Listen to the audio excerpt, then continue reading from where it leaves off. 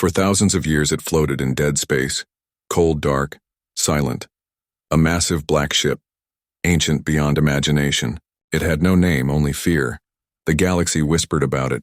Some called it the Ghost Blade, others called it the Death Ship. Most just stayed away. No one who approached it ever returned. Alien races marked it as cursed, a forbidden relic from a forgotten war, the last of its kind. No one knew who built it. No one knew why it never moved, never spoke. For 3,000 years it simply existed, a dark shadow drifting at the edge of everything. Then one day a human ship appeared. The USS Raven, a small exploration vessel, picked up a strange signal near the outer rim, a pulse, steady and soft like a heartbeat. It was weak, buried under radiation noise, but it was there. And it was coming from the dead ship. Captain Elena Cruz stood on the bridge staring at the data. "This can't be right," she said. "That ship hasn't made a sound in centuries." Her crew, a mix of scientists and engineers, looked uneasy. They had heard stories, myths about this ancient ship that kills anything that gets too close. "Maybe it's just a glitch," said Malik, the lead scientist. But it wasn't. The signal got stronger as they approached. And then something impossible happened. The dead ship reacted. Its surface, once cold and black, shimmered faintly like it was waking up. "No power detected," the engineer said. "No life signs, no weapons active. It's still dead." But Elena didn't believe that anymore. Against the advice of alien warning beacons, the Raven moved in closer. Automated messages in a dozen alien languages screamed at them. "Do not enter. Turn back. Danger, death." The humans ignored them. Captain Cruz made the call. "We're going in." The docking was rough. The giant ship seemed to pull them in like gravity, no resistance. No alarms, no traps, just silence. When they stepped inside, it felt like entering a tomb. The walls were smooth, dark metal. No lights. No sound. Just cold air and a heavy feeling in the chest. Like the ship was watching them. Then, as Malik touched a panel, a glowing symbol lit up under his hand. The walls came alive. Lights flickered, shapes moved. "It's reacting to us," Malik said, "to human DNA. Other species had tried before, warriors, scavengers, even scientists, all lost. But with humans, the ship behaved differently. More panels lit up. The air warmed. A low hum started in the floor like the ship was breathing again. A voice echoed through the halls. "Flat mechanical ancient new command species detected. Human genetic signature confirmed. Initiating reactivation." The crew froze. "What did it say?" Elena asked, eyes wide. Malik stepped back from the panel. "It's accepting us. It thinks we're in charge." Suddenly, deep inside the ship, systems powered on, lights surged, energy pulsed through the walls like blood. The ship was alive again. Back on the Raven, alarms blared. Nearby sensors picked up movement, alien ships hiding in the dark, watching. They were listening. They had always been watching. Now they panicked. A message came through from an alien commander. His voice shook with fear. "You must leave. You've woken the blade. You don't understand what it is." But it was too late.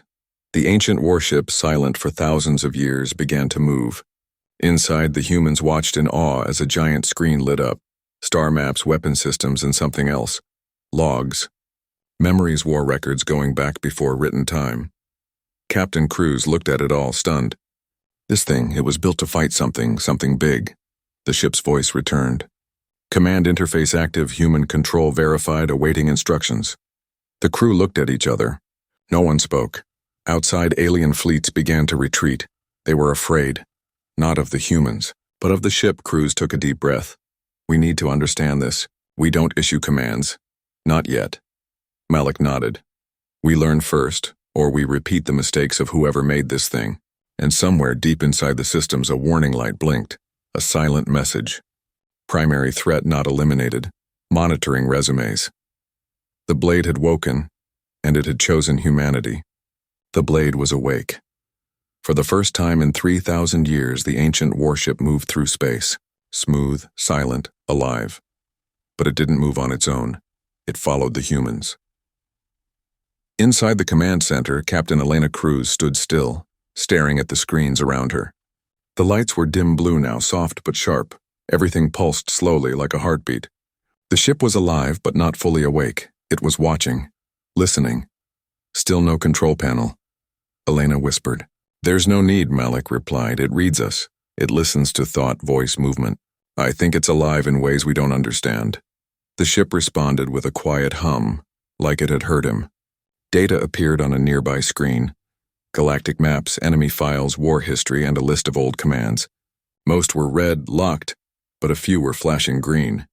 Access granted, the voice said. Cold, flat calm. Elena didn't feel like a captain anymore. She felt like a guest in something much older, much smarter, and much more dangerous. Outside, smaller alien ships followed at a distance. Some tried to make contact. Others simply ran. The message had already spread. The blade was under human command. Some feared it, others wanted to destroy it, and a few wanted to take it. An alien warning came through again. A deep, broken voice. You don't know what you're doing. That ship is death. It destroyed whole worlds. Entire systems. It was never meant to be in your hands, but it was, and it had chosen them. Back inside the ship, Malik studied the symbols on the walls. They shifted as he walked. They followed him, reacted, responded. This ship is more than metal, he said. It's a mind, a memory. It's waiting for something. Or someone. Elena stepped forward. What do you mean? I mean it hasn't shown us everything yet. Only pieces. It's holding back. A new voice came from the ship, deeper this time. Slower, different. Command trial in progress. Human values under review. Authorization pending full alignment. Elena looked confused. It's testing us? Yes, Malik said. And so far it seems. Satisfied. But that calm didn't last. Alarms echoed through the chamber, lights flashed red. A new screen opened, a battlefield simulation, but it wasn't just a test, it was live. A fleet of warships approached fast. Not scouts, not spies, soldiers, alien ships, dozens of them. They're going to attack, said the engineer. And they'll fire first, Elena added. They think we've become a threat, a living weapon. The ship responded without being asked. Defensive systems active, awaiting engagement permission. Elena hesitated. She could feel the pressure in her chest. One word and the ship would fire.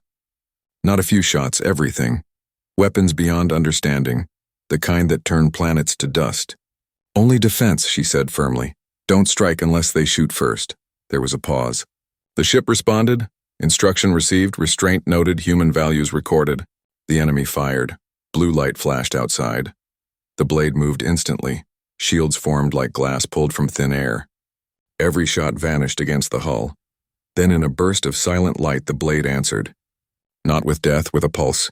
An invisible wave spread from the ship in all directions. The attacking ships froze in place. Their engines shut down. Weapons disarmed. No fire, no explosions, just stillness. They're alive, Malik said, checking the readings. Disabled, not dead. Elena let out a breath. That was a warning. The ship spoke again. Command confirmed, Mercy noted. Authority strengthened. Then a new map opened. Unknown space. A section of the galaxy sealed off by hundreds of red lines. At the center, a strange black shape pulsed slowly. The voice changed again. Primary threat re-emerging. Countdown initiated, mission must continue, new command must decide. What is that? Elena asked. Malik stared at the screen. Whatever this ship was built to fight, it's coming back. The blade turned slowly toward the darkness. Its systems lit up one by one. The stars ahead looked quiet, but something moved between them. The ship whispered one last message. You are now part of the war. Elena looked at her crew. None of them spoke, but their faces showed the same truth. They had been chosen. Not because they were powerful, but because they were human, and the galaxy was about to remember what that meant.